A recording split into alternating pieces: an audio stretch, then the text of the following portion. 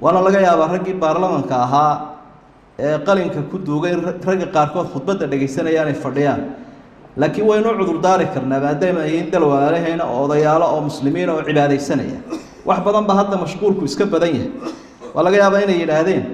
war dee maba akhriyi karna inaga sii daaya ama qaarkood aanay akhrin ama qaarkood wax sahlan ay u haysteenba way dhici kartaa haddaynu cudur daarno weeye laakiin aafaadka uu xambaarsan yahay 14 qodob oo ka mid ah ayaan yara dul carari lahaa oo dareerin lahaa dabcan iyadoo khudbada iyo muxaadaraduna ay kala duwan yihiin oo khudbada in la soo koobay waxa ka mid ah waxyaabaha ku jira shariicada khilaafsan oo marka hore waxay inagoo sheegi doona ceebihiis ayaa waxay ku bilaabeen xeerkani inuu waafaqsan yahay shariicada waa iftiraac ala allah ilaahay lagu been abuurtay weeye xeerkan aanu soo wadnaa sharcigu khilaafsan mana waafaqsana shariicadu waafaqsan mana waafaqsana waa been abuur qodobka saddexaad baa saa sheegaya xeerka isagii waxa sinada la yiraahdo uma aqoonsana siduu sharcigeen u yaqaan sinada wuxuu u yaqaanaa waa xeerkii gaalada caadiga ah ingiriiska iyo faransiiska iyo westernka waxay u yaqaanaan qofka marka la qasbo laba nin haddii ay isfuulaan laba naagood haddii ay isfuulaan nin iyo naage haddii kala sinaystaan oo is ogol yihiin sina lama yiraahdo xeerkana way ku sugan tahay faqradda u horeysa waad akhri kartaa waa qaanuunka gaalada caadiga laba qof oo kastoo is ogol oo galma noocay doonaysa ha haatee isku ogolay agtooda sina kama aha waana ku xusan tahay marka sinada waxa la yiraahdo waa la iska sameyn karaa weey dad yahow mar haday isu goshi dhanka doontaan u rida bay ka dhigantay rag iyo dumar dhinaca doontaan u wada xeerkan isagiisna wuxuu yaqaanaa waxa loo yaqaan xagga sharciyada ikhtisaabka ama kufsigaas buu leeyahay kaasaasina oo cuqubo yeelanaya cuqubadii maxay noqotay xeerkan ku jira cuqubada xeerkan loo dhigay maaha tii islaamku yaqaanay quraanka iyo xadiidku ay sheegeen ahayd in qofka ama la karbaasho ama dhagax lagu dilo waa xabsi marka waa tagyiir li sharci ilaahay sharcigiisa ba si cad loo bedelay aayadii ku sugnaa suuratu nuur aayadii kale axaadiithii nabiga saxiixa calayhi salaatu wasalaam halkaas la iska dhigayo waxa la gabiga cuqubadaaba kufsigaba waxa lagu bedelayaa xarig dilna mala karbaashna mala sidaana waxa tilmaamaya qodobka shanaad oo aad ka akhri karaysaa xeerkan isaga ah waxyaabo shariicada ku khilaafsan waxa kamid ah ninkii xaaskiisa ama odaygii islaantiis qabay hadduu midka kala ku daqaqabo qasbo wuu kufsaday waligood ba hays qabaan islaantii ba afka maroriso odaygii diiday markaasuu isna riixayo xoog buu kaga qaaday maxkamadda la soo taagaya ninkiiba waa lagu haystaaba islaantiisii rag badan oo waxa laga yaabaa si haday u dareensay waa inaga joojiyay oran layaan habru inaga hor imanin sidoo kale da islaantu waana dirqii karayn mudaacabada waxa la yiraahdo iyo ciyaarta ninkii gabadhu ay isku sameeyaan iyagoo day isxodxodanaya hadduu midka kaloon ogolayn ku sameeyo waa maxkamad waxa qasab la yiraahdo baagtooda dambi ah waxa heerkan ku jira haddii ilmo yar loo guuriyo ama nin ha ahaado ama gabadh ha ahaado waa qodobka 7 waa dambi waana maxkamad taa macnaheedu waxa weeye nabi maxamed baa markuu caasho guursaday dambiilaha radda fiirso taada lagu qaan gaarana waynu sheegi doonaa oo 18 jirba 18 qof ka yar hadii loo guuriyo waa maxkamad xarig inta lag ba qofka la marinay odayba inantiisii guuriyay ina yar ba 16 jir 17 jir baa loo guuriyay gabadh waa maxkamad dambiila yar weeye qof aan waxba dooran karayn inuu qaan gaar ahayn ayaa loo guuriyay halkaas ay taasina maraysan islaamkuna wuxuu qabaa ninka waalan in loo guurin karo gabadha waalan loo guurin karo sabiga loo guurin karo inanta yar loo guurin karo zawaajul maslaha bay fuqahadu yaqaanaan kutubteena macruufka ah ee fiqiga guurka danta ku jirta weeye haday gabadhi tiraahdo ilmaha yar waa ina wanaagsan oo nasabkiisu fiican iyo xoolo leeyahay ana korsanaya 10 jirkiisa baa hayaado oo sidiisa ku korsanaya ka dhursku baa la oranaya dhaqankeeni Soomaalida way ku jirtay markuu nin qolo jeclaado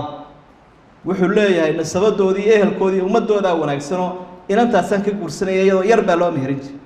sidoo nabigu u korsaday caash marka korsaa la oran jiray kadalik nin waalan gabadh waalan qofku hadduu dantiisa warka waa la isguursan karaa waa guurka maslaxadu ku jirta la yiraahdo qofkan dhiman haddii loo danaynayo khalaas waa loo guurinaya weliga markaa u aqbalaya waa dambi halka waana la xiraya qofka arinta gala 18 jir kale ka diyaariya qodobka sideedaad ama arinta sideedaad balaayada ku jirta waxa weeye qaangaarka waxay u yaqaanaa ama xeerkan u yaqaanaa odayaashu baaskareeyeen 18 jir 17 jir 16 jir 15 jir midna qaangaar maaha salaadna laguma laha soonna laguma laha sakana laguma laha xajna laguma laha waxbaba halkaana diin dhan baa duntay oo daaqada laga tuuray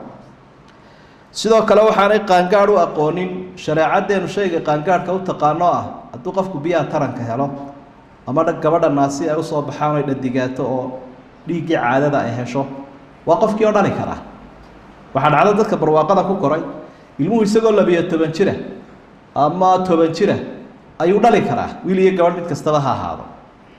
oo markaas caruur dhali karaa taana laguma qaangaaray ku leeyihiin xeerkan waa arinta sagaalada ceebiisa waxa ka mid ah cawrada rag iyo dumar badda islaamku waxba u yaqaana dumarkana waa jirkoo dhan marka laga reebo wajiga iyo labada gacmood raggana waa xudurta iyo jilibka inta ka dhaxaysa halkan cawrada agtooda waxa weeye marka qofku ciqaab yeelanayo cawra fayday waa marka uu inta yara xumaysta baneeyo nigiska yar lagu xidho xubinta taranka iyo meesha qashinku ka baxay inta yara hoos ee dabada iyo xaggan hore inta yar markuu qaawiyo waliba meel fagaara ah dhexdiisa uu isku qaawiyo inta ka tuuro ayaa cawra leeyahay laakiin gabadhu hadii ay iska gashan tahay nigis kayshaligi iska gashan tahay meelaheeda iska marayso cawra ma ninkiina cawra ma waa ta keenta marka in yar intay gashadaan inay isqaawiyaan waa akhlaaqiyadki ayaa halkaan daaqada laga tuuray xeerkani marka uu ka hadlayo cuqubada sinada ay ku sheegaan ciqaabaadka kufsiga dadkii ay kala saareen diinta ilaahayna ma kala saarto dambiilu waa dambiile waxay leeyahay kaasi waa madax kaasi waa maalqabeen kaasi waa ilmo yar kaasi waa oday dadka noocaas cuqubadoodu waa nooca dadka caadigaana cuqubadoodu ummadiiba sidii waxeerkii yuhuudda ilaa yuhuuddu way kala saari jireen dadka halkana waa la kala saaray ma yaqaano waxa bayinaadka la yiraahdo ama cadeymaha sharcigeenu wuxuu leeyahay qofka hadii sina lagu sheego ama sina lagu soo eedeynaya afar markhaati oon dumar ahayn rag ah oon caruur ahayn rag ah oo arkayay waxan oo isku jira wala wax cadeeyaan inta hadii aan lahayn qofka sheegaba la ciqaabaya halka waxay ku leeyihiin ilmaha yar hadduu soo cawdo oo iraado waa la fuulay gabadhuna ay tiraahdo waa la kufsaday waa laga qorayaa maxkamad baa la saarayaa waa la xirayaa kii waxaan geystay iyaga meeshu waa si ay u waalato dadku madaxa isla galo qoyskii baa wareeraya odayga islaantii waa la isku diray bulshadiina waa la isku diray waana iska macruufo sababka fitnadu markay badato in iyo gabadh baa isu caroonaya ama is seegaya ama gabadh baa doonaysa in ninka argoosato kadibna waa ay ashkataynaysaa waxay leedahay way kufsaday ee halla eego ayay leedahay waa runteed baa la leeyahay wax kale cadeyn kale ma jirto waa cadeynta ugu adag waxa sinada la yiraahdaana cadeymaha xagga shariicada xataa dumarku ma galaan oo ma galaan adoomo oo ma galaan caruurta yar iyo sibyaantu qodobka 32 ayaa sidaa sheegaya iyo qodobka 7 ama 10 labadaba xeerkan isaga hay si kale wuxuu sheegayaa ilmaha yar iyo qofka waalan in la ciqaabi karo haday wax kufsadaan sharcigeenuna tii qofku mukallaf waa inuu yahay marka ciqaab la marinayo خطاب الوضعي خطاب التكليف وحلا إلى باتشرة وصول فقه وحيد باتيه تشرو جيستو ولا حساب تم لكن عقابتي لسارة يقفك لما يسكترن سبقية ما لها قفك والله هل كوالله في الضين لكن ولا عقاب يا بكلين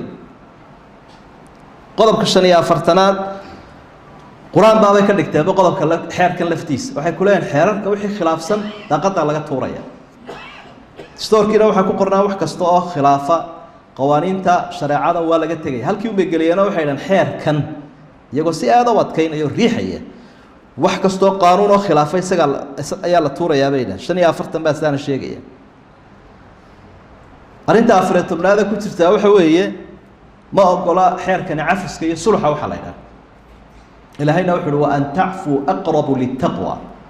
kabadba wax lagu sameeyay ninba wax lagu sameeyay qofkii wuxuu waan cafiyeebaan gabadh la kufsada haday tiraado anugu ninka la iima ciqaaban iska cafiye meher kama rabo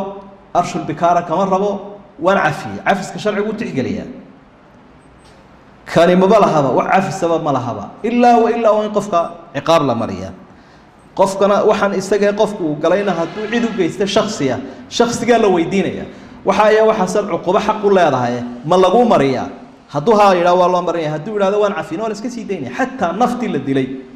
عفس بيلا مركا كان عفس بمله إن جاي جوجو حيرة يا وحي صار مرة الكا وحي إنه أرجني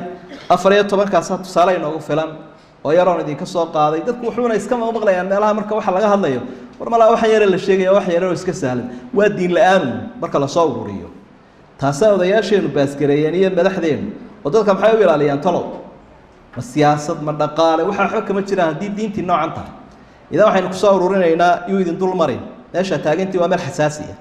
مركز صحيح هذا حير لقيا بقول صنادين لقوا حكومة وشرعاتنا وخلاف سيئة هذه جو جريودا حباش لقوا عذابية آخرنا محكمة إلهي بتاجنت إلهي إن أودي سبات كويس سبحانه وتعالى مركز حيلنا كتوبت كنا